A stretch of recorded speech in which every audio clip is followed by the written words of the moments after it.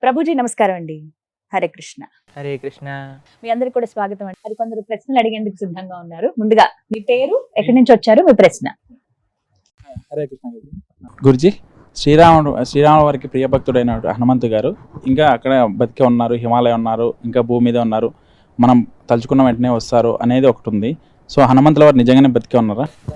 రఘునాథ కీర్తనం తత్ర తత్ర కృతమస్తకాంజలిం బాష్పవారి పరిపూర్ణలోచనం మారుతీం నమః రాక్షసాంతకం.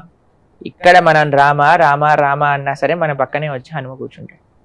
హనుమ చెప్పింది ఎక్కడ ఎక్కడ ఎత్ర ఎత్ర రఘునాథ కీర్తనం తత్ర తత్ర.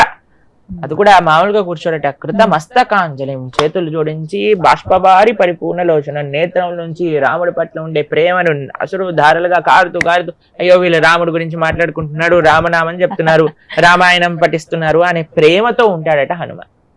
కాబట్టి హనుమ ఎప్పటికీ రామనామం ఎంతవరకైతే భూమిపైన ఉంటుందో అంతవరకు హనుమ ఉంటాడు. ఎంతవరకు రామ భక్తులు ఉంటారో అంతవరకు హనుమ ఉంటారు. ఎంతవరకు రామాయణం చదువుతారో అక్కడి వరకు రామచంద్రమూర్తి ఉంటారు అనమాట. హనుమ ఉంటాడు. అందుకే భక్తులందరికీ చాలా మందికి చాలా ప్రియం హనుమ అంటే. ఎందుకు అంటే చాలా యాక్సెసిబుల్ అనమాట, చాలా యాక్సెసిబుల్ ఆయన యొక్క భక్తి. చూడండి, హనుమ దగ్గర ఒక స్వరూపం మీరు హనుమని చూస్తారు. ఒక దాంట్లో గద పట్టుకుంటాడు, ఒక చేత్తో సంజీవని పర్వతం పట్టుకుంటాడు, హృదయంలో రామచంద్రమూర్తి సీతమ్మ తల్లి ఉంటారు. ఏమి సూచిస్తున్నారు హనుమ అంటే, ఒక చేతిలో మనకి ధర్మాన్ని సంరక్షించడానికి కావాల్సిన శక్తి ఉండాలి. అది ఎలా వస్తుంది? మనం చేసే ఆధ్యాత్మిక సాధన వల్ల వస్తుంది. తర్వాత ఇంకో చేతిలో ఏమి ఉండాలి? సంజీవని. సంజీవని అంటే ఏంటి? రాముడు హనుమకిచ్చిన సేవ. ప్రతి ఒక్కరికి శక్తి కావాలి, సేవ కావాలి, మూడవది హృదయంలో భక్తి కావాలి. ఈ మూడిటికి ప్రతిరూపమే హనుమ. కాబట్టి హనుమ యొక్క ఆరాధన, హనుమకి ప్రార్థన చేయాలి నిరంతరం. స్వామి, నీకున్న భక్తిలో ఒక చిన్న రేణు అంతా మనకు వచ్చినా సరే మన జీవితం తరించిపోతుంది అనమాట. కాబట్టి ఎక్కడెక్కడ హనుమంతుని యాక్సెస్ చేయాలంటే రాముడు భక్తుడిగా మారిపోవటం అంతే. హనుమ వచ్చి మన పక్కన ఉంటాడు. ఇప్పుడు మన రాముడి గురించి మాట్లాడుతుంటే అక్కడెక్కడో ఉండుంటాడు, హనుమకు కూడా నమస్కారం చేసుకోవాలి. అరే కానీ హనుమాన్ అని అనగానే చదువుకునే రోజుల్లో ఎవరో ఒక అతను వెళ్ళి హిమాలయాల దగ్గర ఫోటో తీశారని ఒక ఫోటో బాగా వైరల్ అయిందండి. హనుమంతులు ఇప్పటికీ అలా ఉన్నారు, పుస్తకంలో రామ రామ అని ఇలా చదువుతున్నారు. ఉండటం వల్ల మనకేం వచ్చిందని మన పక్కన ఉన్నారని చెప్తే ఇంకా బాగుంది కదా. హనుమ ఉన్నాడు పక్కన, అది మనం యాక్సెస్ చేయాలని సులువుగా. పిల్లలకి పెద్దలకి అందరికి ఇష్టమే. ఎవరన్నా సరే రాముడు నామని చెప్పేవాడు ప్రతి ఒక్కడు హనుమకి ఫేవరెట్. కొంచెం భయం వేసిన ఫస్ట్ తలుచుకునేది ఆయన్నే కదండి. జై హనుమాన్. గురుజీ, త్రేతాయుగంలో రాముడు తండ్రి ఇచ్చిన మాట కోసం వనవాసం వెళ్ళాడు. కానీ ఇప్పుడు చూస్తే కొడుకులు తండ్రిని కాళ్ళతో తన్నేటోళ్ళు ఉన్నారు. అటువంటి వాళ్ళ కొడుకు నుంచి ఇటు మారడానికి కారణం ఏంటి? ఎందుకంటే ఆ తండ్రి రాముడు గురించి పిల్లలకి చెప్పలేదు కాబట్టి.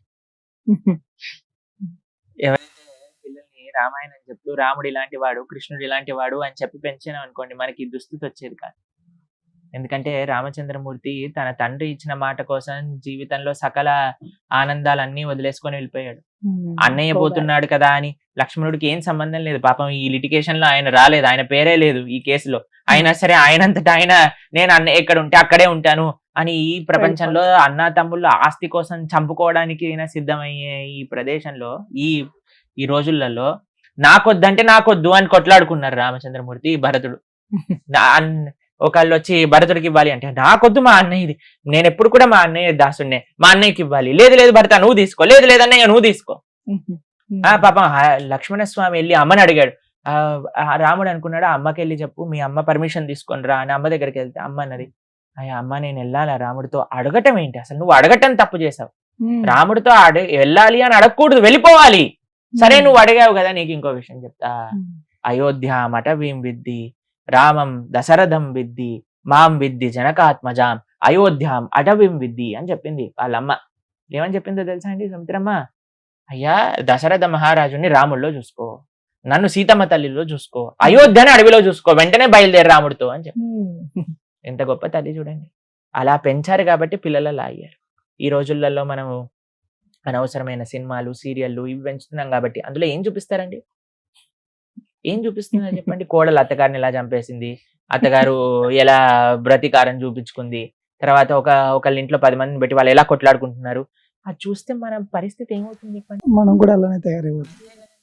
కాబట్టి ఏది మనం చూస్తామో, ఏది మనం వింటామో, ఏది మనం మాట్లాడతామో, ఎటువంటి వ్యక్తులతో ఉంటామో అలానే మన ప్రవృత్తి ఉంటుంది. కాబట్టి పిల్లలకి, తల్లిదండ్రులకి నేను చేసే సిన్సియర్ చేతులు జోడించి చేసే రిక్వెస్ట్ ఏంటంటే, పిల్లలకి రామాయణ, భాగవతాదులు చెప్తూ పెంచండి. మీ పిల్లవాడు పెద్దగయ్యాక మీరు ఈ సేవ కానీ చేస్తే అన్నిటికంటే లబ్ధి పొందే వ్యక్తులు ఎవరైనా ఉంటే అది ఫస్ట్ తల్లిదండ్రులే. తల్లిదండ్రులు లబ్ధి పొందడమే కాకుండా ఈ దేశం లబ్ధి పొందుతుంది, ఈ ధర్మం లబ్ధి పొందుతుంది, ఈ సమాజం లబ్ధి. కానీ ఇటువంటి అనవసరమైన ఎక్స్పోజర్స్ పిల్లలకి చేయటం వల్ల వాడు పాడవటం చేత కుటుంబం పాడైపోతుంది, కుటుంబం పాడైపోతే సమాజం పాడైపోతుంది, సమాజం పాడైపోతే దేశం పాడైపోతుంది. కాబట్టి ఎందుకు ఇలా మారుతున్నారు అంటే రాముణ్ణి పక్కన పెట్టాం కాబట్టి ఇలా మారుతుంది. రాముణ్ణి మళ్ళీ ఈ సొసైటీలో ఇంట్రడ్యూస్ చేయండి, ఇటువంటివి ఏవి జరగవు. మీకు ఒక విషయం చెప్తాను, రామాయణం సీరియల్ ప్లే చేసేటప్పుడు క్రైమ్ రేట్ 70% తక్కువ ఉండేదట. ఎందుకంటే అప్పుడు ఇంకే ఛానల్ ఉండేవి కాదు, రామాయణం పెట్టేవారు. ఒక ఊర్లలో రామాయణం పెట్టేసుకుంటే ఊరంతా వచ్చి రామాయణం చూసేది. దొంగలు కూడా చూసేవారేమో, ఏం క్రైమ్ ఉండేది కాదు, అందరూ బ్రహ్మాండంగా రామ రామ రామ అనుకుంటూ ఉండేవారు. కాబట్టి ఏదైనా ఈ ప్రపంచంలో మనం వింటూ ఉంటాం రామరాజ్యం రావాలి, రామరాజ్యం రావాలి అంటే ఏంటి? రామరాజ్యం రావటం ఏంటి అంటే రాముడి యొక్క విలువలు అందరి లోపల ఉండాలి. రామాయణము, రాముడి నడిచిన నడక, దాన్ని మనం ఇన్స్పిరేషన్ గా చూసుకొని రాముడు వెనకాల నడవాలి. అంతేనా? అరే ధన్యవాదాలు, మీ విలువైన సమయం ఇచ్చారు. వీళ్ళు అడిగిన ప్రశ్నలన్నిటి కూడా చాలా చక్కగా సమాధానం ఇచ్చారు. మిమ్మల్ని ఒప్పించుంటే క్షమించండి. హరే కృష్ణ. హరే కృష్ణ.